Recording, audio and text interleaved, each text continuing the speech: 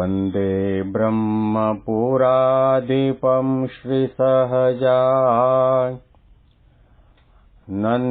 च मूलाक्षरम् श्रेयस्कारणसद्गुणैकनिलयम् श्रीप्रागजिह्वावत ब्रह्मोपासनधारकं गुरुहरिं यज्ञं तथा योगिनं प्रीत्येवं प्रमुखं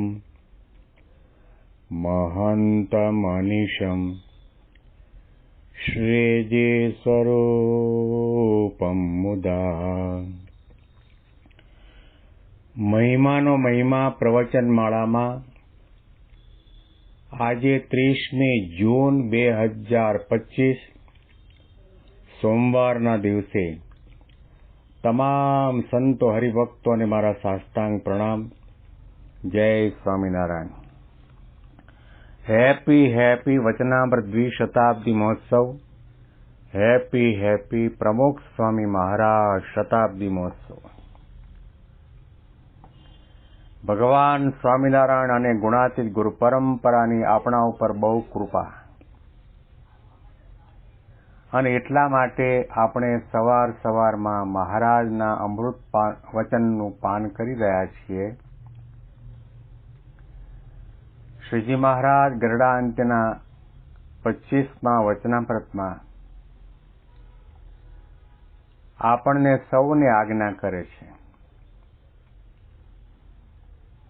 કે ભગવાનની કથા વાર્તા કોઈ કરતો હોય તો મને ગમે,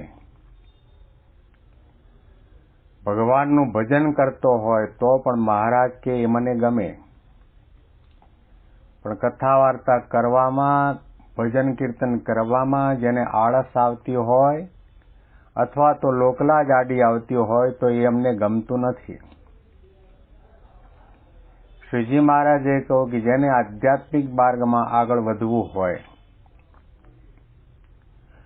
પોતાના દોષોને ઓળખવા હોય, પોતાના દોષોને ટાળવા હોય, ભગવાનનું સ્વરૂપ અને એની નિષ્ઠા દ્રઢ કરવી હોય,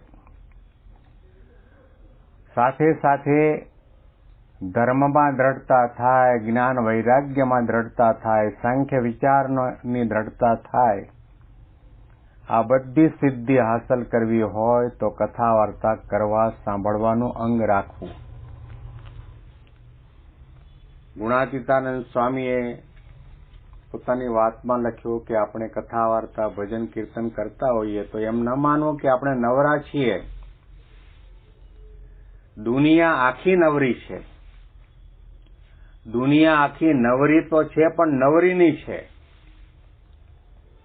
કે જેને ભગવાનમાં આસ્તિક બુદ્ધિ નથી, ભગવાનનું ભજન, કથા, વાર્તા, કીર્તન, દર્શન, આજ્ઞા પાલન નથી કરતા અને કરોડોની ઉથલ પાથલ કરતા હોય તો પણ એ નવરા અને નવરીના છે. સ્વામીએ કહ્યું કે આપણે તો 184 ગર્ભવાસ એના માથે લીટા તાણીએ છીએ, કારણ કે કથા વાર્તામાં બેઠા, ભજન કરવા માટે બેઠા, દર્શન કરીએ છીએ, દંડવત કરીએ છીએ, પ્રદક્ષિણા કરીએ છીએ, શાસ્ત્ર વાંચીએ છીએ, સંત સમાગમ કરીએ છીએ, એટલે જન્મ મરણ 184 માથે લીટા તાણીએ છીએ, ખોટા કરી નાખીએ છીએ. આપણે આપણા મૃત્યુને મંગલ બનાવવા માટે મહારાજની માળાના મણકામાં નંબર લાગે એટલા માટે હોંશે સંત અને ભગવંત આપણને યાદ કરે એના માટે કથા વાર્તા કરવાની જરૂર છે, ભજન કીર્તન કરવાની જરૂર છે. રાજબાઈના પ્રશ્નની અંદર શ્રીજી મહારાજે કહ્યું કે ભગવાન કરાવશે તો થશે તે ન ગમે. બધું ભગવાન ઉપર છોડી દેતો હોય, ભજન કીર્તન કરવાનું એ અમને ગમતું નથી. અને બીજા વ્યવહારિક કામ કરવા હોય એમાં એને લાજ ન આવે, આળસ ન આવે પરંતુ ભગવાનની કથા વાર્તા કરવી, કથા વાર્તા સાંભળવી એમાં લાજ રાખે અને આળસ આવતી હોય તો એ ગમે નહીં. પછી આગળ મહારાજે કહ્યું કે ત્યાગનો અથવા ભક્તિનો અથવા કોઈ રીતનો જે અહંકાર બોલીમાં લાવે તે ન ગમે. ત્યાગ કર્યો હોય કે ચાલો ચાતુર્માસ આવતા રવિવારથી ચાલુ થાય છે ને ઘણા એવા બળયા અને મુમુક્ષુ જીવ હોય, સાત્વિક વૃત્તિવાળા હોય તે વિચાર કરે કે 4.5 મહિના આપણે ભાત નથી ખાવો, 4.5 મહિના મીઠાઈ નથી ખાવી, 4.5 મહિના કોપરું નથી ખાવું. લોકો આવા ઘણા પ્રકારના નિયમ લેતા હોય છે અને નિયમ લીધા પછી એ વાતને પોતાની પૂરતી રાખે તો કંઈ વાંધો નથી. પરંતુ જે ત્યાગ કર્યો છે અને જે ત્યાગ કરવાના છે એનો ઢંઢેરો પીટે. ભાત પીરસવા માટે આવે તો તરત કે ના મારે તો નિયમ છે, હું ભાત નહીં ખાઉં, મારે તો ઉપવાસ છે, હું આજે નહીં જમવું, મારે તો કોપરું નહીં ખાવાનો નિયમ છે, માટે હું કોપરાની ચટણી નહીં ખાઉં. આપણે ઢંઢેરો પીટીએ અને ગમે તેને કહેતા ફરીએ કે મેં આ 4.5 મહિનામાં આટલા નિયમ લીધા. સંત અને ભગવંત જાણે એમાં બધું આવી ગયું. દુનિયા જાણે તોય શું છે અને ન જાણે તોય શું છે એનો આપણને કોઈ ફાયદો નથી. જણાવવાની વૃત્તિ આપણી છે એ આપણું અહંકાર ને ઘમંડ પોષે છે, સ્વભાવની અભિવૃદ્ધિ કરે છે, દેખાડો ને દંભમાં પણ વધારો થાય છે. એટલા માટે મહારાજે કહ્યું કે એવો દંભ અને દેખાડો ગમતો નથી. ત્યાગ, ભક્તિ અથવા તો પછી કંઈ પણ નાની મોટી આધ્યાત્મિક ક્રિયા કરતો હોય અને પોતાની બોલીમાં અહંકાર લાવે તો એ ગમતું નથી. આ સત્સંગ મેં વધાર્યો, આને સત્સંગ મેં કરાવ્યો, આજે ઠાકોરજીના વાઘા મારા તરફથી છે, ઠાકોરજીને થાળ મારા તરફથી છે, આ રસોઈ મારા તરફથી. પોતાની બોલીની અંદર ત્યાગનો, ભક્તિનો, સેવાનો, સમર્પણનો અહંકાર આવી જતો હોય તો સમજી લેવું કે તમે ભગવાનને અંતર્યામી જાણતા નથી. ભગવાનને રાજી કરવા માટે આ કરતા નથી. તમે માન મેળવવા માટે કરો છો, વાહવા મેળવવા માટે કરો છો. તમારી ક્રિયાની અંદર દંભ, દેખાડો ને સારા થવાની ભાવના છે. શ્રીજી મહારાજે કહ્યું કે આવી પ્રકારની ભક્તિ અમને ગમતી નથી, ત્યાગ પણ ગમતો નથી, સેવા પણ ગમતી નથી. બને ત્યાં સુધી આપણે આપણા સદગુણોને, આપણે જે કંઈ નિયમ લીધા હોય એને મુઠ્ઠીમાં બંધ કરીને રાખવાની જરૂર છે.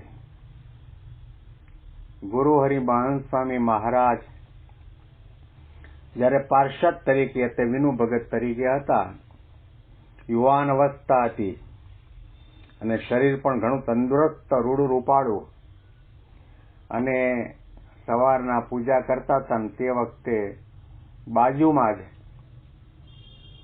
પત્રવેલિયાને વઘારતા હતા અને વઘાર થયા ને એનો ધુમાડો આવ્યો એટલે વિનુ ભગતે વિચાર કર્યો કે આજે તો પત્રવેલિયા નાસ્તામાં મળવાના છે, બરાબર ખાવા છે.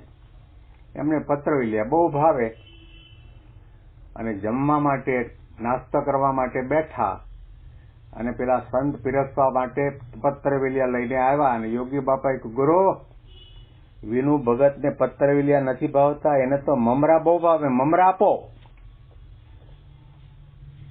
વિનુ ભગતે વિચાર કર્યો કે મનસુબા બહુ મોટા કર્યા હતા કે આજે તો બરાબરનું પેટ ભરીને પત્રવેલિયા ખાઈશું, મજા આવશે.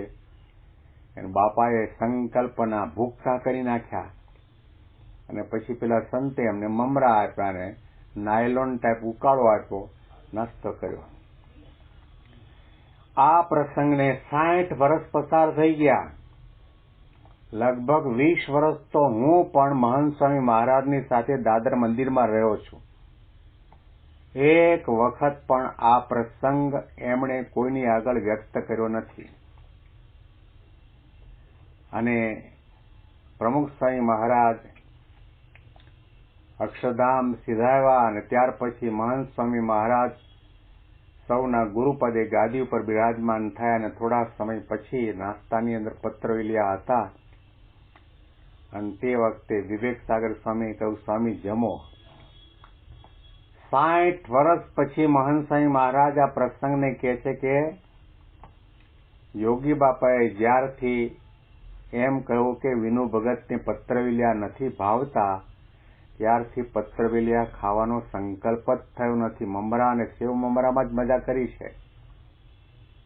આટલા વર્ષો સુધી આ ત્યાગને, આ નિયમને એમણે હૃદયની ગુહામાં પૂરીને તાળું મારી નાખ્યો હતો, કોઈને કહ્યો જ નહીં. આનું નામ કહેવાય ભક્તપણું, સાધુપણું, કે પોતાના ગુણોને ઢાંકીને વર્તે. યોગી બાપાની મરજી છે, એક જ વખત કહ્યું એટલે પતી ગયું.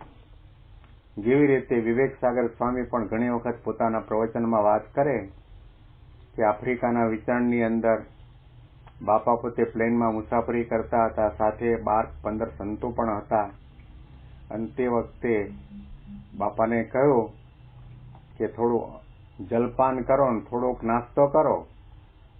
બાપા કે લો, આ તમે બધા બહુ બળિયા, તમે બહુ તપસ્વી, બહુ સારા સાધુ. બધાને બાપાએ પોતાના હાથે પ્રસાદ આપ્યો અને પછી બાપાને કહ્યું તમે જલપાન તો કરો. વિવેક સાગર સ્વામીએ કહ્યું, સ્વામી તમે કેમ અત્યારે લેતા નથી, અમે બધાએ લીધું.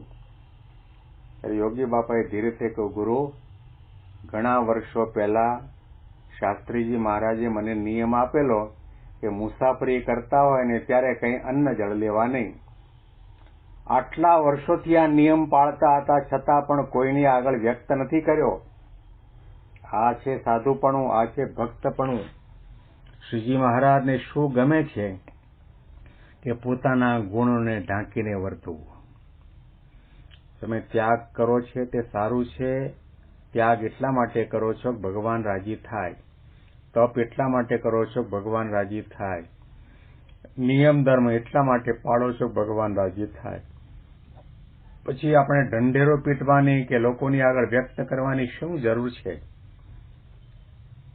વ્યક્ત કરવાની ઈચ્છા થાય છે એનો અર્થ એ થયો કે આપણને માન મળે એવી પ્રકારની ભાવના જાગી છે. કોઈ આપણા 2 શબ્દ વખાણે આ પંક્તિ ઉપર અને આ શબ્દો ઉપર આપણે વિશેષ મહિમાની વાતો આવતીકાલના પ્રવચનમાં સાંભળીશું. તમામ સંતો હરિભક્તોને મારા સાષ્ટાંગ પ્રણામ. જય સ્વામિનારાયણ.